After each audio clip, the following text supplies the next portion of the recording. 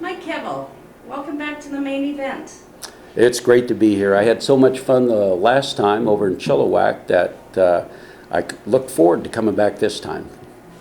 Now you're one of our trainers in the Trainers Challenge, and you just finished your last session with your really nice little filly. Yeah. How did it go? You know, it ended up pretty good. We still have work to do, but I think any of these guys can say that. You know, you're always training, you're always working on it. And this filly came a long way. There was a little bit of an illusion that she was a troublesome horse because she was overreacting to some things early on. But it's because she was so light and so sensitive that a little bit of feel meant a lot to her. So I had to slow down and just wait. And, you know, it's a timed event, so you have to just wait until it comes around. And then when you get it, you have it. And that's what ended up here on my last session is she ended up turning to the right, which was a very troublesome side for her. And she would actually root her nose and go off the other way. And now, because I took the time, she's very quiet. And now people can see what I was saying, that if you just wait and just wait for that softening, that it'll come. And now she looked really good, and we can only hope that she looks that good in the finals. Do you think she'll act much differently in the larger arena in the finals? Yeah, I think they all will. You know, it's a different arena, it's a different place. That's one reason that I try to put my obstacles each session in a different place in the arena. That way, every time you move it, it's like a new obstacle. Even though it's the same bridge or the same tarp, it's in a different spot because it's going to be in a different spot over in the other arena. So I changed it around, and hopefully the change there will help prepare her. But I think it's going to be a preparation also in she didn't really move forward as well as she should. And the bigger arena is going to help her do that. So some people may be reluctant to get in a bigger arena with them being green. I'm kind of looking forward to it because I think it's going to free her up and help her lope out a little better. Now, of course, education of the audience is a big part of the Trainers Challenge. So were you keeping that in mind, and what were you hoping the audience would get out of your sessions? Yes, I kept it in mind because I love helping people, I love teaching people, and people ask questions in between.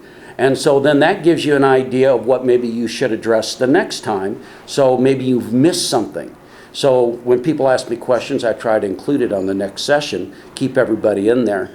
But I love helping people, and because I really appreciated when somebody helped me when I was a kid and had no one to turn to. So if I can help someone, it's just kind of paying them back and spreading it and sending it on down the line. And you're from Arizona. Yeah. What sort of operation do you have there? I work on a place that it's a great place. I love it. It's out in a Rio Verde area out by Scottsdale, Arizona. And we're out of town a ways, but it's opened up. I got plenty of desert to ride in. We've got cattle on the place. They rope every day. And it's a great facility for my colts because they get to work gates. They get to bring cattle up, follow score cattle down. It's just really good. They get, and I do it on warm bloods. I do it on everything. So they all get the same exposure. How did you get started with horses? Is this a lifelong interest? It was an accident. Yeah, I rode horses and I had ridden colts, but I was just in between jobs and I was looking for someone that would hire me in some position, and I couldn't find anything. So this guy says, I've got a colt you can ride until you find a job.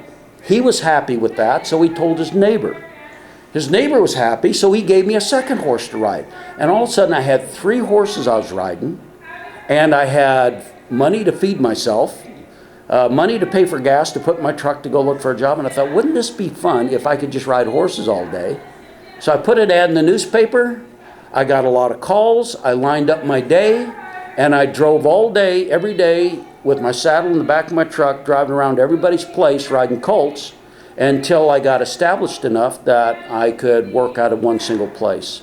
And it was kind of a dream come true. I thought it would be so fun and just easy if I could just do this. And it worked out, and, you know, nobody else hired me, so I'm still doing it. That's a great story. What's up next on your schedule after the main event? You know what, this sounds terrible and boring and everything, but go home and work.